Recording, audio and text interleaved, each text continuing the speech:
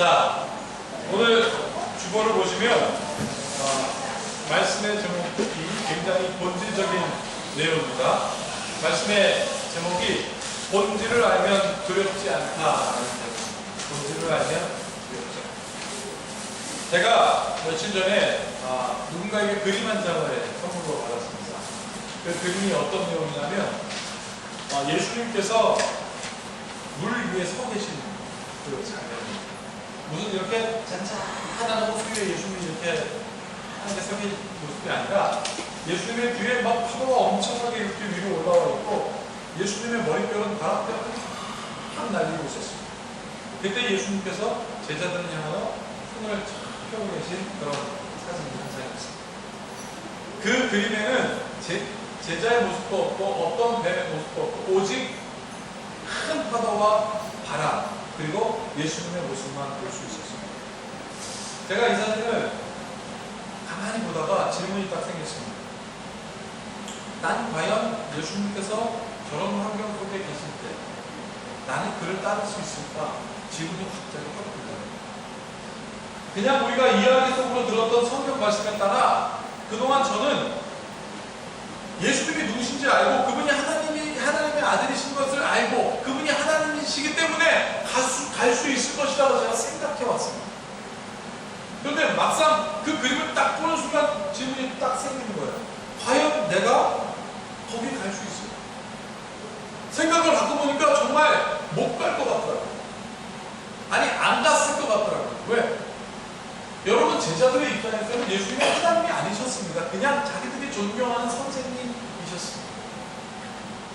여러분 저희 아버님께서 저보다 훨씬 안수를 먼저 받으시고 한참 성령님이십니다. 그분이 갑자기 물 가운데 딱 서서 저한테 나에게 오라 안심하라 나에게 오라고 난 갈까? 우리 아버님은 나보다 형도 못하네. 저기 어떻게 쓰셨지? 여러분 이런 약간 농담 같은 생각이 들지 않겠더라고요. 왜냐하면 저기서 누군가가 나에게 손에 심지어 짝대기를 하나 길게 들고 두려워하지 마라 들어와라 라고 하면 모를까. 아니 지금으로 따진다면 구명정을 막 돌리면서 걱정하지 마 나에게 와 그러면 좀 움직일지 모를까. 여러분 큰 풍랑 속에 어떻게 하겠습니까? 라는 생각이 들더라고요. 나는 작은 봇 뒤에 타 있는데 저 사람은 지금 보트에 타 있는 것도 아니에요. 엄청나게 큰 유조선에서 큰 무당에서 안심하라고 오라 그러면 갈지도 모르겠습니다. 그러면 예수님은 그냥 물 위에 혀를 다니시고 혼자 딱 서 계세요. 과연 나는 갔습니다. 여러분 세월호의 쟁점이 되고 있는 것이 뭔지 아십니까? 세월호의 쟁점. 그것은 가라앉고 있는 세월호를 바라보면서 구원받던 사람들이 그 누구 한 사람 성취에 진입하지 않았다는 게 세월호의 쟁점입니다. 구원으로 가놓고 세월호에 들어가지 않았습니다. 결과적으로 그들은 들어가지 않았다는 거예요. 근데 이것이 무엇을 얘기해주고 있냐면 우리의 현실을 바로 반영하고 있다. 그래서 원칙을 지키지 않았다는 얘기를 하지 않습니까? 그러면 생각해 보겠습니다. 그들이 들어가지 않은 이유가 뭘까요? 아주 간단합니다. 두려움 때문에 안 들어갔습니다. 어떤 두려움입니까? 제가 더 심플하게 설명해 드릴까요? 가라앉고 있는 배는 위험하다 이런 거예요. 경찰인데 119 구조대원인데 헬기까지 뛰었으면서 자기네 마음속에 뭐가 있습니까? 가라앉고 있는 배 그것도 아주 큰 배가 가라앉고 있으면 위험하니까 안 들어간 거예요. 하지만 그럼에도 불구하고 그곳에서 아이들을 구하기 위하여 죽음을 선택한 몇몇 사람들이 있습니다. 이들은 왜 죽게 되었을까? 이들은 두렵지 않았을까요? 이들도 두려웠습니다. 분명 두려웠습니다. 그럼에도 불구하고 그들이 죽음의 공포를 쪼개고 아이들을 구하기 위하여 자기들은 5층에서 살 수 있었지만 4층, 3층으로 내려갈 수 있는 그 근거는 무엇이었을까? 본질 때문이었습니다. 아이들을 구하기 위하여 내려간 사람은 누굽니까? 선생님입니다. 그리고 그 중에 몇몇 승무원 여러분 안타깝게도 해경 119 안 들어갔습니다. 본질에 충실했던 몇몇 사람들 나는 선생입니다. 그 본질이 두려움을 이깁니다. 나는 승무원이니까 승무원 구약에 뭐라고 되어 있습니까? 모든 승객이 배로부터 다 나가기 전에는 승무원은 나가지 않는다라는 본질에 충실하였기 때문에 그들이 죽음을 무릅쓰고 그 자리에 갈 수 있습니다. 여러분, 저는 여러분들이 오늘 선포하겠습니다. 사랑하는 여러분들이요, 본질에 충실하면 두렵지 않습니다. 오늘 본문에서 제자들이 두려워합니다. 오늘 본문 읽어보면 예수님께서 두려워하지 말라, 두려워하지 말라 여러 번 말씀하셨습니다. 두려워하지 말라, 두려워하지 말라. 너희들은 얼마나 필요하니 두려워하지 말라. 여러분, 그리고 신약 성경에 보면 예수님께서 제자들에게, 사람들에게 두려워하지 말라는 장면이 많이 나와요. 그 대표적인 장면이 바로 오늘 제가 서두에 말씀드렸던 마태복음 14장에 있었던 풍랑 있는 곁을 경험하는 제자들. 한번 펴보십시오. 마태복음 14장 27절을 한번. 마태복음 14장 27절을 한번 펴시고 다 함께 읽어보겠습니다. 마태복음 14장 27절. 다 찾으셨으면 저와 한 목소리로 같이 읽어보겠습니다. 시작! 예수께서 즉시 이르시되 안심하라, 나니 두려워하지 말라 그랬습니다. 여러분, 지금 풍랑이 일어서 제자들의 삶 속에 두려움이 최고조에 이를 때 그들의 눈에 누가 보였습니까? 예수님이 딱 보였습니다. 아주 기가 막힌 상황입니다. 그들이 두려움의 최고 정점을 딱 찍고 있을 때 예수님이 보였어요. 여러분, 두려움의 정점에 찍혀있을 때 누군가가 딱 보이면 뭘까요? 환상이라고 생각할 것입니다. 실제로 두려움은 뭔가 보여요. 제가 군대에 있을 때 보초수다가 누군가가 귀신 봤다고 해서 미친 애가 있었습니다. 걔는 폐쇄공포증이 있는 데다가 어둠 속에 아무것도 없으니까 두려워서 귀신 보다가 걔는 정신병원으로 갔다가 제대했어요. 여러분, 똑같습니다. 두려움의 정점에 찍혀있는 이 제자들의 눈에 뭐가 보였습니까? 예수님이 보였는데 여러분 생각해보세요. 풍랑이 막 치고 있는데 예수님은 움직이다가 가만히 딱 있어요. 얼마나 무섭겠어요. 그런데 바로 그때 아주 중요합니다. 예수님은 그냥 물귀신으로 보인 거예요. 같이 이리 와, 나에게 와, 나랑 같이 죽자, 이렇게 물귀신으로 보였을 그때에 예수님께서 그 두려움 속에 환상만 보는 것 같은 제자들에게 예수님께서 점잖게 혜린아, 많이 두려워하지 마, 이건 물귀신이야. 여러분, 예수님께서 어떻게 하셨을까요? 여기 뭐라고 하셨습니까? 예수께서 즉시 이르시되 안심하라, 나니 두려워하지 마라. 여러분, 이 문장을 보면 예수님께서 그냥 점잖게 말씀하지 않으셨다는 것을 우리가 눈치챌 수 있습니다. 어떻게요? 즉시라는 단어 때문에 그렇습니다. 즉시 이르시되 안심하라, 나니 두려워하지 마라, 큰 소리로 외치셨습니다. 여러분, 이런 상황 속에 여러분들에게 질문을 드릴게요. 믿음이란 뭘까요? 믿음. 여러분, 사실 믿음으로 사는 것은 잘 들으십시오. 믿음으로 사는 것은 절대 어렵지 않습니다.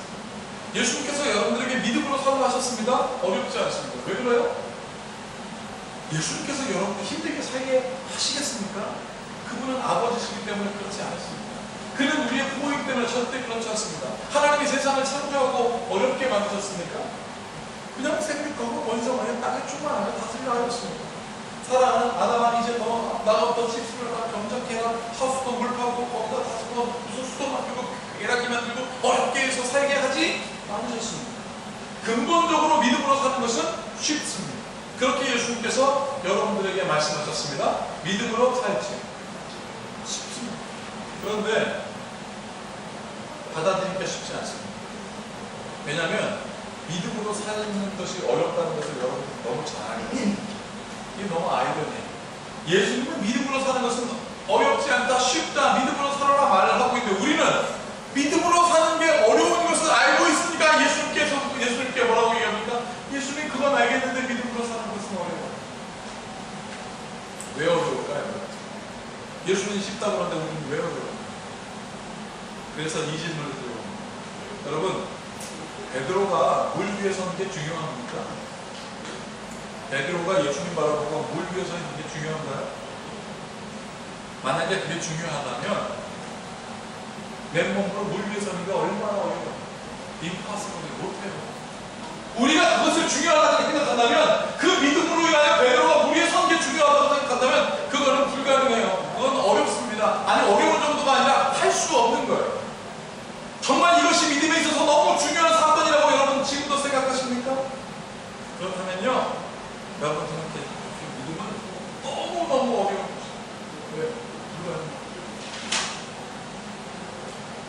물 위에 선 거는요, 잘 들으십시오. 믿음과 아무런 상관이 없어요. 물 위에 선 거는 믿음과 관련이 없는 것입니다. 여러분, 물 위에 베드로가 선 것으로 우리가 물 위에 설 수 있을까요? 우리 기쁨이 말도 안 나와요. 우리 기쁨이가 물 위에 설 수 있을까요? 물 위에 쓰지 마세요. 죽어. 여러분, 믿음으로 설 수 없습니다. 물 위에 선 건 믿음으로 중요하지 않습니다. 왜냐하면 믿음에 있어서 본질적으로 물 위에 선 것은 비본질이에요. 물 위에 선 것은 아무 의미가 없습니다. 여러분, 그런데 교회에서 뭘 가르칩니까? 물 위에 선 것을 자꾸 강조합니다. 베드로는 믿음으로 물 위에 섰다. 여러분, 믿음으로 물 위에 선 것이 너무나 중요하게 여기는 것처럼 교회에서 많이 가르쳤습니다. 그런데 우리가 어떻게 생각합니까? 어렵게 생각하잖아요. 누군가 예수님 때문에 뭔가 예수님으로 믿었다고 해서 뭔가 잘 됐다고 여겨진다. 여러분, 그것은 우리를 두렵게 하는 믿음이라는 것을 잘 아셔야 됩니다. 누군가 예수님 믿어갖고 잘 됐다. 그런데 나는 왜 두려울까요? 이게 무슨 뜻이에요? 이거 잘 보십시오. 누군가 열심히 믿음 생활했더니 병 났어요. 누군가 교회 열심히 다녔더니 사회에서 성공하고 사업도 잘 되고 좋은 대학에 입학도 하고 좋은 데 취직했습니다. 그런데 나는 어려워. 왜냐하면 이거예요. 하나님, 왜 저 사람은 되는데 나는 안 되죠? 왜 저 사람은 저렇게 믿음으로 기도했는데 왜 나는 안 될까요? 나는 자꾸 어떻게 어려운 생각만 해요. 의심이 듭니다. 왜? 물 위에 서 있는 베드로가 뭡니까? 여러분, 성경을 잘 보십시오. 베드로가 물 위에 섰을 때 첫 번째 뭘 먼저 하십니까? 첫 번째 예수님을 봤습니다. 첫 번째 예수님을 봤어요. 예수님이 물 위에 서 있는 그 예수님을 봤습니다. 그러니까 베드로도 어떻게 물 위에 서게 되었습니다. 근데 물 위에 선 건 베드로에게 당시에 중요하지 않았습니다. 뭐가 중요했습니까? 예수님이 중요했습니다. 그러니까 물 위에 섰어요. 그런데 두 번째 베드로의 눈에 보이는 게 뭔지 아십니까? 예수님 뒤에 치는 그 파도와 그 바람 소리가 들리고 파도가 물에 보이니까 어떻게 해요? 성경에 뭐라고 되냐면 물에 빠져 들어갔다. 여러분, 본질이 사라지니까, 예수 그리스도라는 본질이 사라지니까 물속에 빠져 들어가게 됩니다. 여러분, 마태복음 14장을 한번 보십시오. 마태복음 14장 30절 31절에 예수님께서도 이렇게 말씀하셨습니다. 잘 보세요. 마태복음 14장 30절 31절. 제가 30절 읽고 여러분들 31절 읽어보겠습니다. 바람을 보고 무서워 빠져가는지라 소리질러 이르되 주여 나를 구원하소서 하니, 다같이 예수께서 즉시 손을 내밀어 그를 붙잡으시며 이르되 믿음이 작은 자여 왜 의심하냐? 믿음이 작은 자여 왜 의심하냐? 다른 말로 얘기하면 뭐예요? 복음의 본질을 잃은 자여 왜 의심하냐? 예수님의 본질이 싹 빠지니까 두려움이 생겼고, 그래서 물에 빠져요. 우리의 삶을 한번 어떻게 여러분은 무엇 때문에 불안해하십니까? 여러분이 무엇 때문에 불안해하고 무엇 때문에 자꾸 안절부절합니까? 그 무엇이 예수님은 아니죠. 여러분들의 본질이 그리스도가 아니기 때문에 우리가 안절부절하고 두려워지는 거예요. 제가 우리 혜중에게 우리 아내와 함께 하루에 한 번씩은 책을 꼭 읽으라고 그래요. 책을 꼭 읽어라. 그러면 책을 읽어라! 그러면 항상 만화책을 보죠. 그래서 내가 책을 읽어라! 그러면 만화책을 보고, 어느 날 만화책 중에 이제 종류를 바꿨습니다. 과학 만화, 무슨 뭐 위인전기, 뭐 무슨 역사책 이런 거. 그래도 만화책만 보니까 제가, 야, 혜준아, 좀 그림보다 글 많은 거 읽어라. 그리고 좀 글 많은 거 읽기 시작했습니다. 며칠 전에 책을 읽었어요. 아빠, 조지 밀러 아세요? 야, 목사님이잖아. 모르겠니? 조지 밀러니까. 그냥 뭐라고 한다 싶어. 아빠, 조지 밀러가 어렸을 때 비행 청소년이었대. 저한테 딱 가르쳐줘요. 하나도 못 듣고 그런 일 들었어요.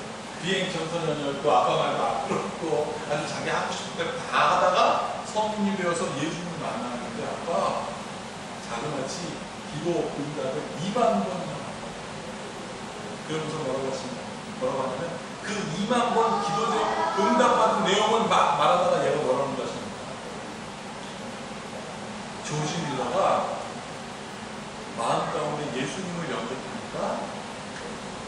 응답을 받을 때 여러분 제가 그때 생각했습니다. 하준아, 조지밀러의 2만 번 기도 응답보다 더 중요한 게 뭐야? 했더니 조지밀러가 예수님을 영접한 거랍니다. 여러분, 오늘 마태복음 10장 28절에 뭐라고 되어 있지 아십니까? 마태복음 10장 28절에 이렇게 되어 있습니다. 몸은 죽여도, 마태복음 10장 28절에 예수님께서 말씀하셨습니다. 몸은 죽여도 영혼은 능히 죽이지 못하는 자들을 두려워하지 말고 오직 몸과 영혼을 능히 지옥에 멸하실 수 있는 이를 두려워하라. 이렇게 되어 있습니다. 본질이 무엇이냐 이거예요. 한 아버지가 있습니다. 이 아버지가 소위 말하는 딸로, 여러분 우리 남규씨 저기 앉아있는데 갑자기 지금 자기 아내를 말하고 있지 않습니까? 저 뱃속에 홍이라는 3명의 아이가 있는데 걔가 딸이에요. 저기 분명히 딸 바보가 될 것 같아요. 아니 딸 바보가 될지어다. 딸 사랑하는 아빠가 얼마나 좋아. 여기 딸 바보 아빠가 있습니다. 딸을 유난히 사랑해요. 근데 이 딸이 안타깝게도 엄마의 손에 키움을 받지 못했어요. 어려서부터 아빠에게 키움을 받았습니다. 아빠는 딸을 너무나 사랑해서 소위 딸로 하는데 결정적으로 이 딸이 아빠를 좋아하지 않아요. 싫어요. 이유는 아빠가 좋은 직장을 다니지 않기 때문이 아닙니다. 아빠가 신체적으로 뭔가 혹은 자기가 결선 과정에서 컸기 때문에도 아닙니다. 아빠를 싫어하는 이유는 아빠가 원어서입니다. 우리 쉬운 말로 얘기하면 덩어리예요. 아빠를 싫어합니다. 그런 아빠에 대한 불편함이 있음에도 불구하고 크면 클수록 그 마음이 더 있는데, 얘가 고등학교를 갔어요. 친구들이 계획했거든요. 어느 날은 어깨에다가 이렇게 해서 얘 안녕 그러고 지나가는 거예요. 그러니까 얘도 자기 어깨를 만지고 가니까 그래 안녕 그러고 지나갔는데 애들이 자기를 계속 웃는 거예요. 그러니까 자기도 웃었죠. 근데 계속 웃는 거예요. 기분이 이상하니까. 그래서 거울을 딱 봤더니 뒤에 벙어리 딸이라고. 근데 화가 나가지고 또 치는 무슨 몇 달을 잡고 싸웠습니다. 여러분 참 애들도 이상한 게 그렇게 반응이 막 민감하게 오면 아이들이 더 재밌어. 그래서 소위 왕따놀이가 시작됐습니다. 얘가 가는 곳곳마다 벙어리를 없애놓는 거예요. 얘가 학교에 오면 아이들이 앉아있다가 쫙 교실에서 빠진 걔가 딱 들어오기 전에 칠판에다 크게 벙어리라고 써놓고, 얘가 화장실에 가면 화장실 문 앞에다가 포트잇으로 붙여놨습니다. 벙어리.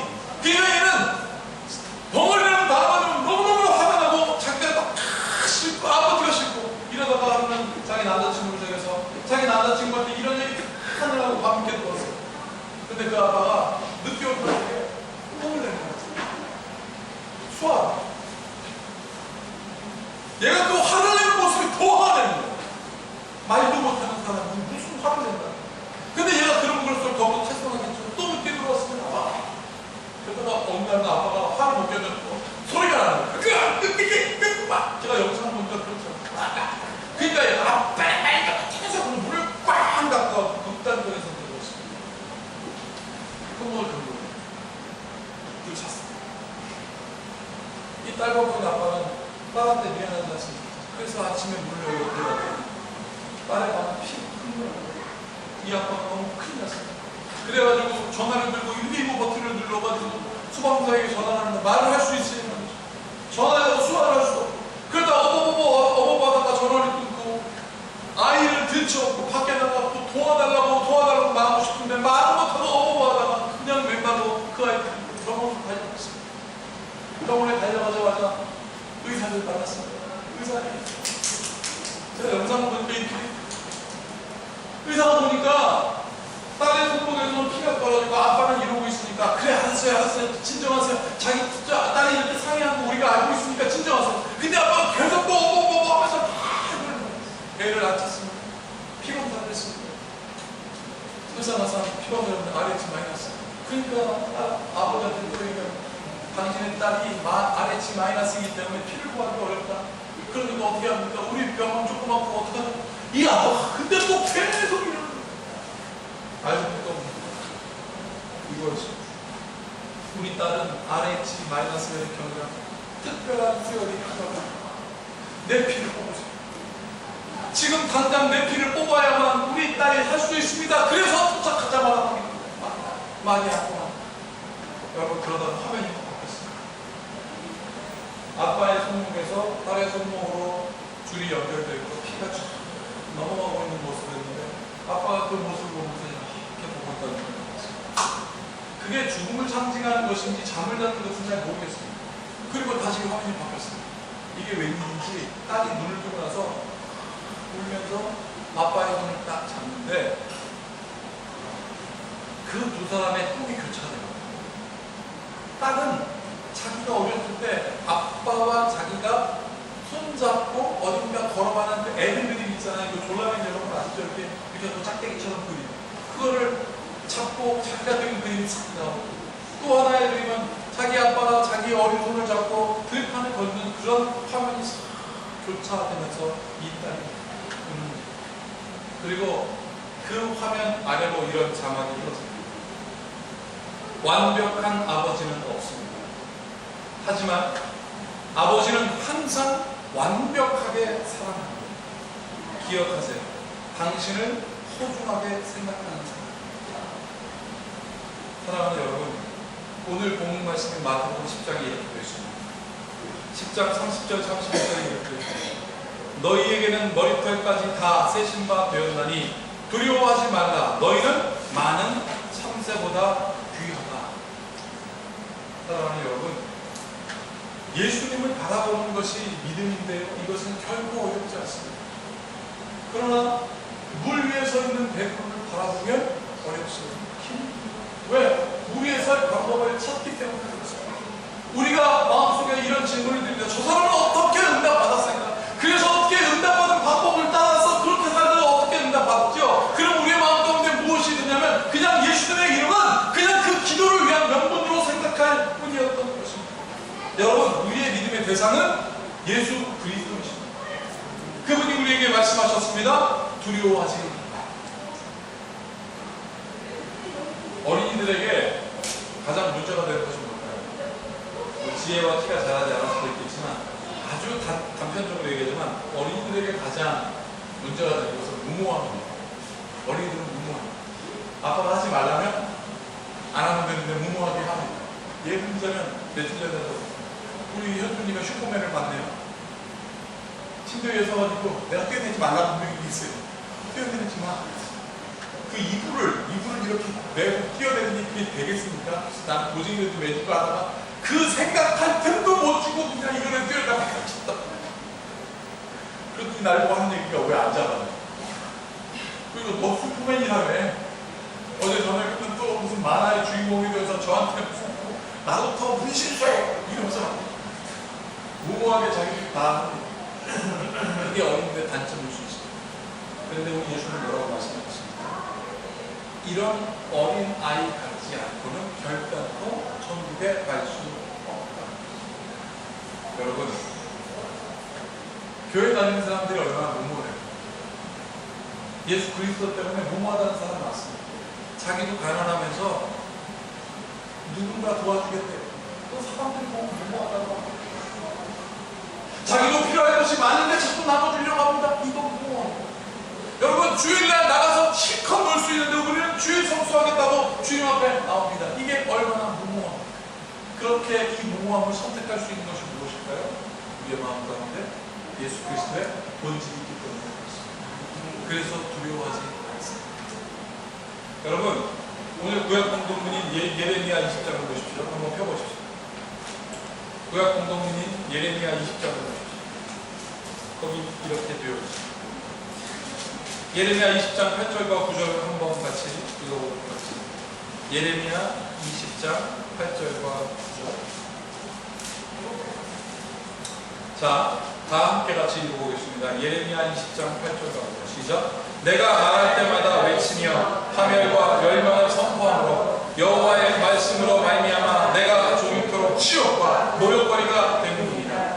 내가 다시는 여호와를 선포하지 아니하며 그의 이름으로 말하지 아니하리라 하면 나의 마음이 붉은 것 같아서 골수에 사무치니 답답하여 견딜 수 없나이다. 그랬습니다. 예레미야의 별명이 눈물의 선지자입니다. 눈물이 너무 많아요. 이스라엘 백성에게 파멸과 멸망을 선포해야 되겠습니다. 왜? 그들에게 본질이 없는 거예요. 여호와 하나님이라는 본질이 빠져있으니까 예레미야는 선포할 수밖에 없었습니다. 그런데 사람들이 자기는 치욕과 모욕을 준 이것이 두렵습니다. 그런데 선포하지 않을 수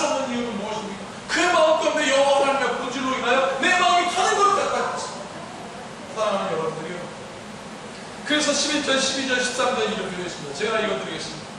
그러하오니 여호와는 두려운 용사 같으며 나와 함께 하시므로 나를 박해하는 자들이 넘어지고 이기지 못할 것이며 그들은 지혜롭게 행하지 못함으로 큰 치욕을 당하오리니 그 치욕은 길이 잊지 못할 것이니이다. 12절 다 같이 읽어볼까요? 시작. 의인을 시험하사 그 배부와 심장을 보시는 만군의 여호와여 나의 사정을 주께 아뢰었다는즉 주께서 그들에게 보복하심을 나에게 보게 하옵소서. 13절 여호와께 노래하라 너희는 여호와를 찬양하라 가난한 자의 생명을 행악자의 손에서 구원하셨습니다. 아멘.